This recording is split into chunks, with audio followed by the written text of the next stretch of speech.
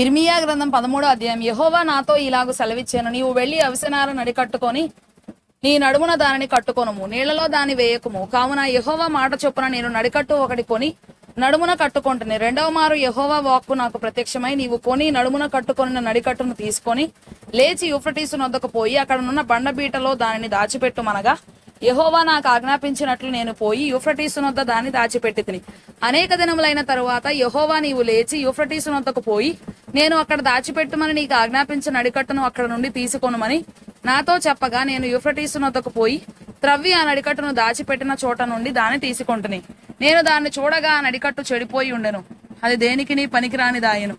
కాగా యెహోవా వాక్కు నాకు ప్రత్యక్షమై ఇలాగు సెలవిచ్చెను.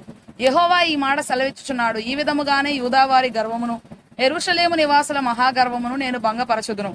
అన్ని దేవతలను పూజించుచు వాడికి నమస్కారము చేయుదుమని వాటిని అనుసరించుచు నా మాటలు విననొల్లక తమ హృదయ కాఠిన్యము చొప్పున నడుచుకొను ఈ ప్రజలు దేనికిని పనికిరాని ఈ నడికట్టు వలె అగుదురు.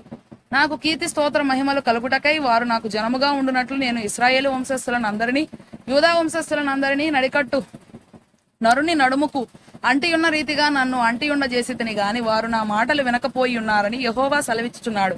కాబట్టి నీవు వారితో చెప్పవలసిన మాట ఏదనగా, ఇశ్రాయేలు దేవుడైన యెహోవా ఇలాగు సెలవిచ్చుచున్నాడు, ప్రతి సిద్ధయు ద్రాక్షారసముతో నింపబడును, ప్రతి సిద్ధయు ద్రాక్షారసముతో నింపబడునని మాకు తెలియదా అని వారు నీతో అనిన ఎడల నీవు వారితో ఈ మాట చెప్పుము. యెహోవా సెలవిచ్చినదేమనగా, ఈ దేశ నివాసులందరినీ దావీదు సింహాసనం మీద కూర్చుండు రాజులనేమి యాజకులనేమి ప్రవక్తలనేమి యెరూషలేము నివాసులనందరినీ నేను మత్తులుగా చేయబోచున్నాను. అప్పుడు నేను తండ్రులను కుమారులను అందరినీ ఏకముగా ఒకని మీద ఒకని పడద్రోయుదునని యెహోవా సెలవిచ్చుచున్నాడు.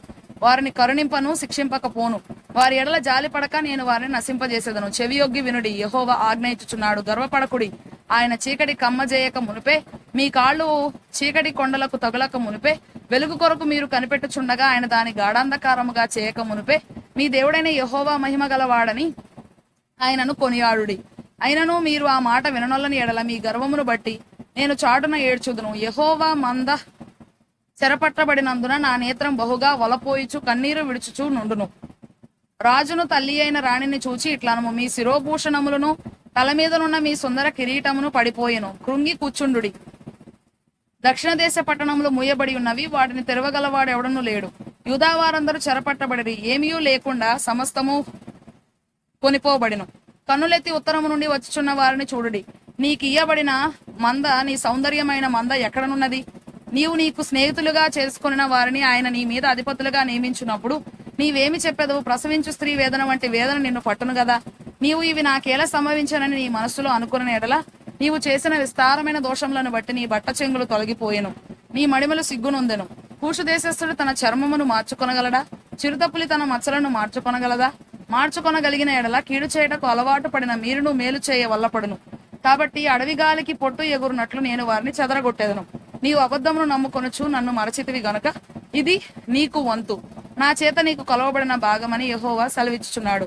కాబట్టి నీ అవమానము కనబడినట్లు నేను నీ బట్టల చెంగులను నీ ముఖము మీదికి ఎత్తుచున్నాను. నీ వ్యభిచారమును, నీ సకిలింపును, నీ జార కార్యములను, కామాతురతను నేను ఎరుగుదును. పొలములలో నున్న మెట్టల మీద నీ హేయక్రియలు నాకు కనబడుచున్నవి. యెరూషలేమా, నీకు శ్రమ, నిన్ను నీవు పవిత్రపరచుకొననొల్లవు. ఇక్కడ ఎంతకాలము ఇలాగు జరుగును?